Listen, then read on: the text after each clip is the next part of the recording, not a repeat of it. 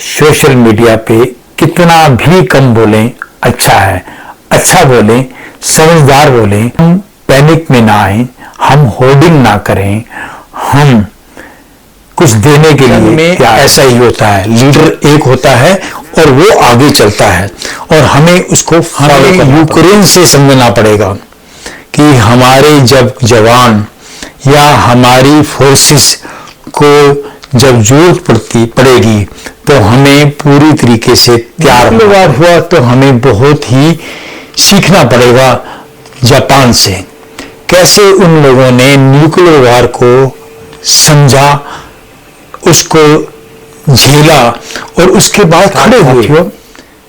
आज मैं दोबारा एक करंट अफेयर के ऊपर आया हूं क्योंकि जब हिंदुस्तान जंग के लिए तैयार है, यहाँ के लोग, यहाँ के पॉलिटिशियंस सभी ने ग्रीन सिग्नल दे दिया है कि हमें जंग लड़नी है। जब कोई तरीका ना बचे तो शमशीर तलवार उठानी ठीक है। जंग के लिए हम सब तैयार हैं और गवर्नमेंट बहुत अच्छे तरीके से इसे देख भी रही है। पर आज के इस टॉपिक में जंग होगी तो हमें क्या करना है। 60 ईयर से ज्यादा की उम्र वालों को शायद इंडिया में 3 बड़ी जंग जो लड़ी गई उसके बारे में जानते होंगे।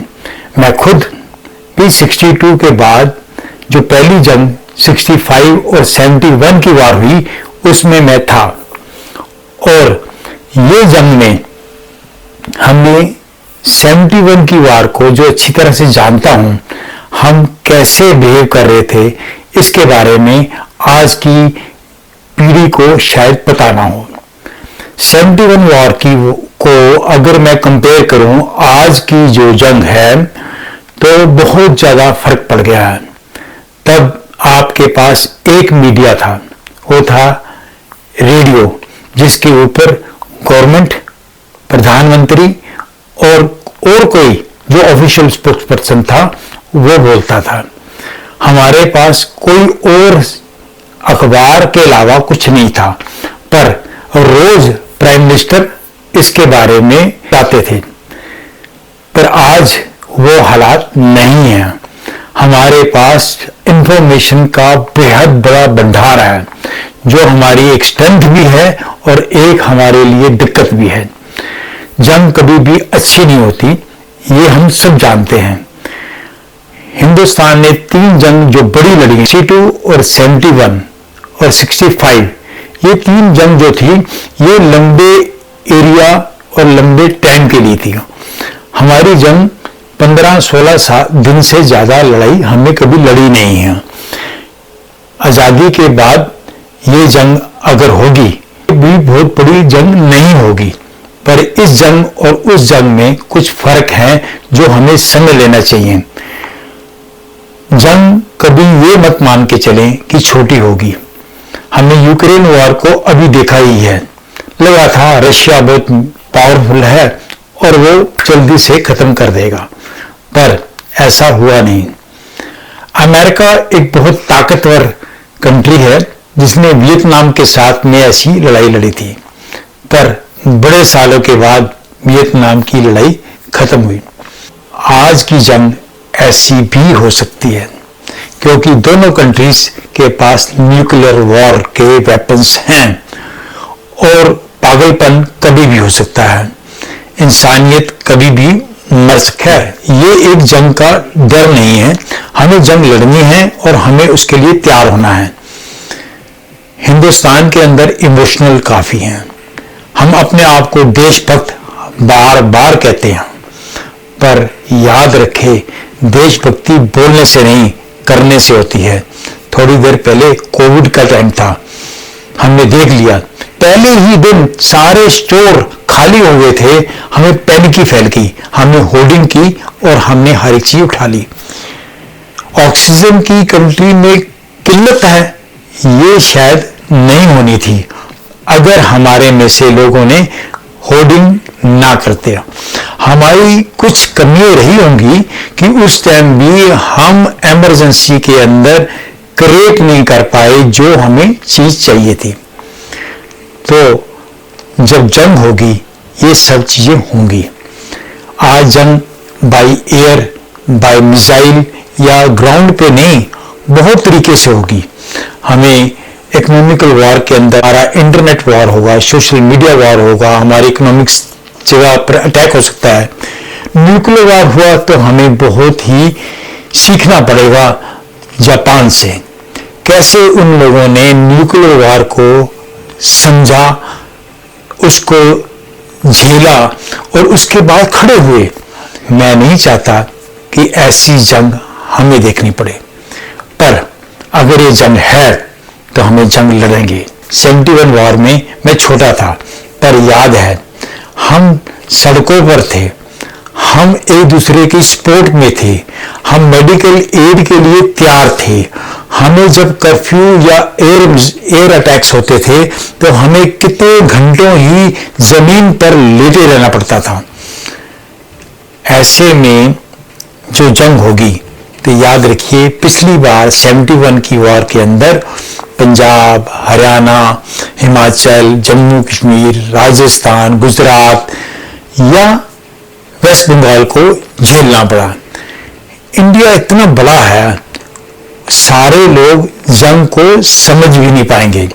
उनके लिए यूक्रेन का वॉर और इंडिया का वॉर सेम है, क्योंकि वो सिर्फ मीडिया पे देखेंगे या न्यूज पढ़ सकती है। आपको गार्ड्स के लिए काम करना पड़ सकता है, आपको फ्रंट पर आकर एक खाना देने की काम करना पड़ सकता है, राशन की कमी हो सकती है। हालांकि इंडिया बहुत सक्षम है हर एक चीज में, उसकी फौज, उसकी फाइनेंशियल स्टेटस काफी अच्छा है पाकिस्तान से, पर जंग में कुछ भी हो सकता है। हमें याद रखना पड़ेगा कि हमें सोशल मीडिया पे चुप्पी लेनी पड़ेगी। जो गवर्नमेंट कर रही है या हमारी फौज जो करेगी, फॉलो करना होगा। जंग में ऐसा ही होता है, लीडर एक होता है और वो आगे चलता है और हमें उसको फॉलो करना पड़ेगा। इस वीडियो में मैं सिर्फ ये कहना चाहता हूं कि जंग के बारे में जो लोग बहुत एक्साइटेड हैं, उन्हें रिस्पॉन्सिबल तरीके से बिहेव करना आना चाहिए। हमें यूक्रेन से समझना पड़ेगा कि हमारे जब जवान या हमारी फोर्सेस को जब जरूरत पड़ेगी तो हमें पूरी तरीके से तैयार होना पड़ेगा। लंबी लड़ाई लड़ने के लिए भी तैयार होना पड़ेगा। हो सकता है कि ये जंग कुछ दिनों की हो, कुछ ऐसी चीजें पोस्ट वॉर आएंगी जो हमें समझनी पड़ेंगी। पोस्ट वॉर के बाद हो सकता है कि हमें फाइनेंशियल प्रॉब्लम्स आए, हमारी इकोनॉमिक्स में बहुत चीजें आए, टैक्सेस आए, गवर्नमेंट के पास लोग आए। इनको हमें समझने के लिए अभी से तैयार होना पड़ेगा। हमें एक आवाज में बोलना पड़ेगा कि हम एक हैं और हमारा दुश्मन एक है।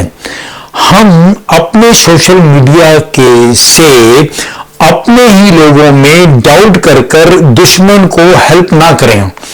आप एक ऐसा फर्टाइल लैंड मत दें दुश्मन को कि जिससे वो हमारे पे अटैक कर सके।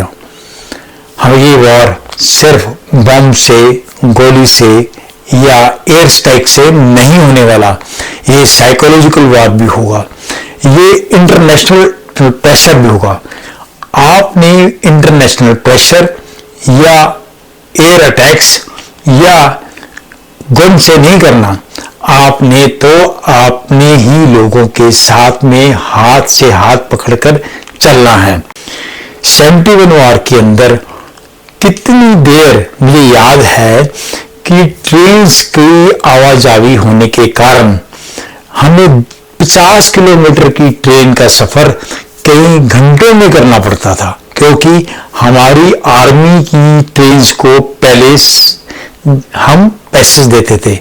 आज हमारे पास इंफ्रास्ट्रक्चर इतना अच्छा है, रोड्स अच्छी हैं, हमारे पास और कम्युनिकेशंस हैं, हम एक दूसरे से जल्दी ट्रांसफर कर सकते हैं। पर फिर भी वॉर तो वॉर ही है। वॉर के अंदर कुछ भी हो सकता है। इस टाइम लड़ना है तो एक बॉर्डर के अक्रॉस, ना कि अपने आप में लड़ना है, क्योंकि जंग कोई अच्छी चीज नहीं है। जंग के बाद हमें बहुत सारी जंग और लड़नी पड़ेंगी। हो सकता है ये केमिकल वॉर हो सकता है ये न्यूक्लियर वॉर हो, पर इनमें कैसे बिहेव करना है, साइकोलॉजिकल कैसे करना है, हमें अपने मेडिकल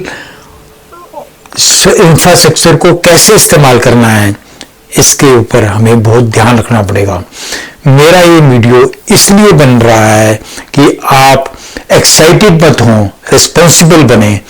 आप कोशिश करें कि इस समय अपनी सरकार, अपनी फौज आए हैं, उनके ऊपर विश्वास करें। ड्राइविंग सीट के ऊपर चलने वाली फौज हमेशा आपको जिताएगी।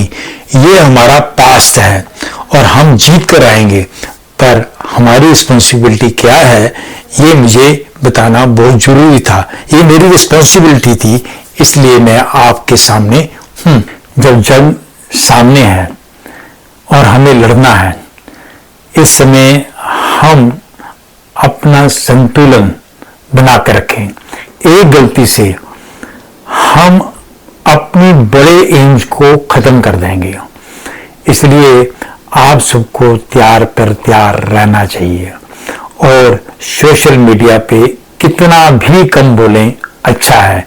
अच्छा बोलें, समझदार बोलें। हम पैनिक में ना आए, हम होर्डिंग ना करें, हम कुछ देने के लिए तैयार रहें। हमें कोई ऐसी इंफॉर्मेशन जो मिले वो गवर्नमेंट को बतानी चाहिए, उनको इन्फॉर्म करना चाहिए, ताकि कोई बड़ा नुकसान हमारा ना हो। हम एक चौकस रहकर चौकीदार का काम करें, पर कभी भी अपनी जुबान से गलत मत करें जिससे हमारी प्रॉब्लम बढ़ती जाए। क्योंकि सोशल मीडिया में हम सारे बहुत एक्साइटेड हैं। 60 ईयर से ज्यादा वालों ने जंग देखी है, 60 ईयर से कम वालों ने जंग कभी देखी ही नहीं। आप शायद पहली पीढ़ी होंगे जिन्होंने असली जंग देखने के कगार पे हैं। इसे एक्साइटमेंट में मत लें, ये एक बहुत सीरियस टॉपिक है और इसको हम सीरियसली समझें। पिछली लड़ाइयों के बारे में सुनें, समझें और तब करें। हमें जिंदगी में एक मौका मिला है देश को सर्व करने के लिए, और तैयार रहें एक सच्चे और समझदार नागरिक बनने के लिए। जय हिंद।